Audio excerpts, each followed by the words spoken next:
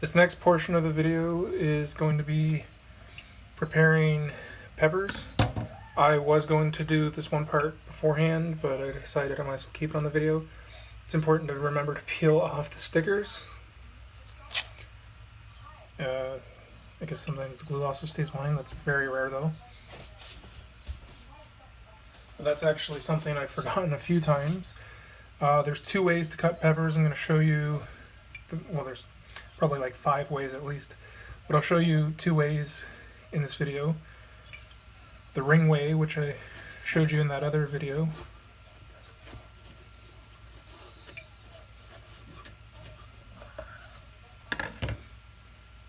Oh, also there's 2 ways to separate it, just twisting and peeling, which can make a mess with the seeds. And you can also just get fancy with it, cutting the bottom off, depending on how far into the bottom you go. I'm going to cut the first ring because I didn't go far enough into the bottom.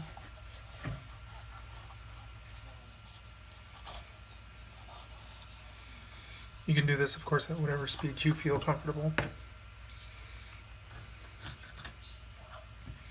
But then I'm going in here along these grooves and cutting along the wall as close as I can without cutting into it too much to separate out these, I'm not sure what they're called, but these pieces here can be separated out from the main wall of the pepper. And then depending on how much of the pepper you want to use or how much you're worrying about waste, you can either go really close or you can just make a cut right along up against the seeds, sort of like that. All right, you can try your best to line it up, or you can just do a quick alignment. Doesn't really matter too much. After a while you'll start to realize that like tiny bits like that little bit there along there doesn't really matter in the grand scheme of things as far as peppers go, especially if you ever end up taking too long to get around to using a pepper in a dish or get sub-quality peppers. You'll find that at any point when you have one that just goes bad in general, it's not very I'm just throwing these little seeds over into the sink. I don't have anywhere to put them right now. But basically you'll find that a little bit of waste here and there doesn't really amount to much compared to if one actually just went bad outright, or partially bad. For this dish, I'm supposed to do,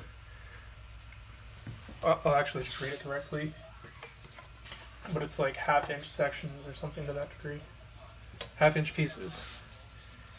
And so the whole thing is that's supposed to be 1/2 inch by 1/2 inch, but whatever that ends up being there is usually pretty good. But if you really are worrying about the pieces being too big, you can also cut a section like that in half.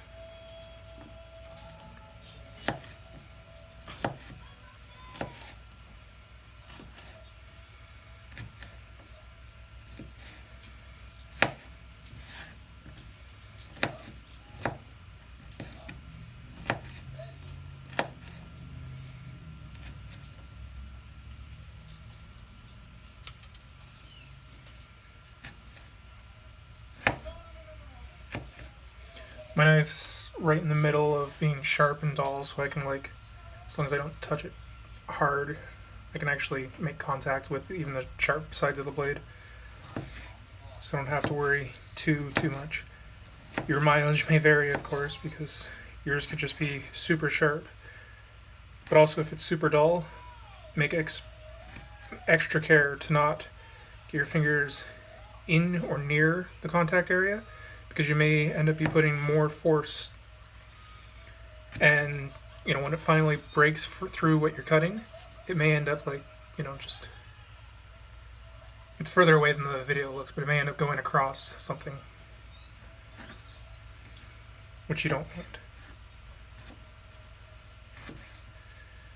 For pieces like this where it's not, where half of it's going to be leaving a piece too large. You want to, like if I went half again or something to that degree, it's going to leave a piece that's entirely too long and two pieces that are kind of too skinny. So I'm better off rotating it. And then this piece is a little large, but it's good enough to just leave. But essentially what you'll find is, you'll start to be able to just make those decisions on the fly. Like that piece came out a little small, but it doesn't really matter. Because you'll notice as you start to cook it, the variance in sizes doesn't really matter a whole lot. It will all still cook pretty well the same, especially if they're close enough to each other.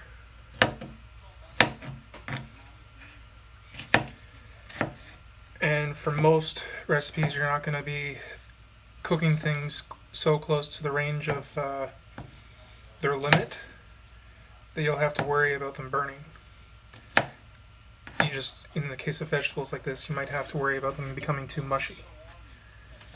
But that will disappear in the grand scheme of things.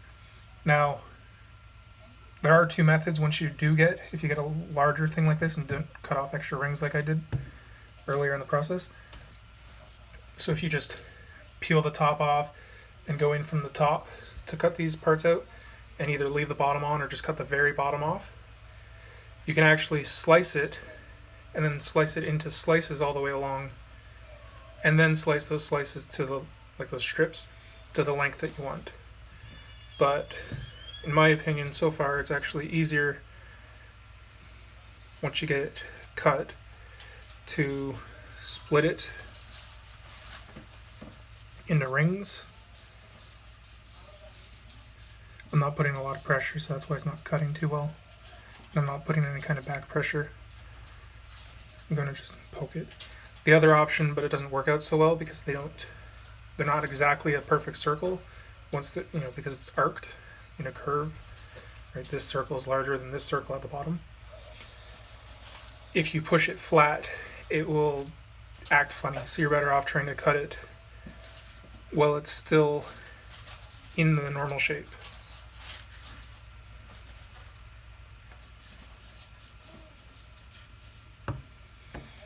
Then once you have it in the rings, as long as the ring's the right size, you can just basically make the cuts approximately the length that your pieces are supposed to be.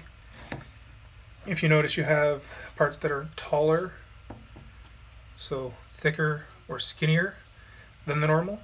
So let's say, for instance, this piece was really skinny. I want to have a larger piece in total so that it has more surface area and more volume to absorb the heat from the pan. I would want to cut it wider rather than cutting it about here like normal. And if the piece was really thick, I'd want to cut it thinner. Right. Up to a limit, you'll get your idea for the most part of roughly how much volume or surface area pepper or chunk of vegetable has as you go. Like for instance, this one turned out thicker than the last one, but because of this large taper, because it's really tapered in and small at this point, it's not even going to matter, so they can pretty much be the same size as that last piece. I'm almost positive this video is going to have to be uploaded to YouTube because it's at 8 minutes now. And I'm not going to split this one up like the last one. Already by the third or fourth split, I was considering doing that with the last one, but it was already just so much work that I already had put in that I decided to just upload it that way. But I kept the original so I can still edit that to be the right way. The next method, so say for instance a recipe calls for strips. I'm going to cut this into strips. Pretty sure strips is what they call it. But I'm going to cut this into strips and then cut those strips into pieces because this recipe just needs pieces. So what you'll find, there's a few ways you can do that, but you can either cut around and pull out the stem, the core and all that stuff, or basically fillet it. So figure out roughly where you want to go and then cut it down along. It's also in a lot of those recipes that require strips is acceptable to have strips made out of these. So like let's say here to here and here to here and all that stuff. So you can also just start at the edge and work your way down to fillet it. For this, I'm going to, when I go to an actual recipe that requires that, I'll fillet it. But for this one, I'm going to show you it as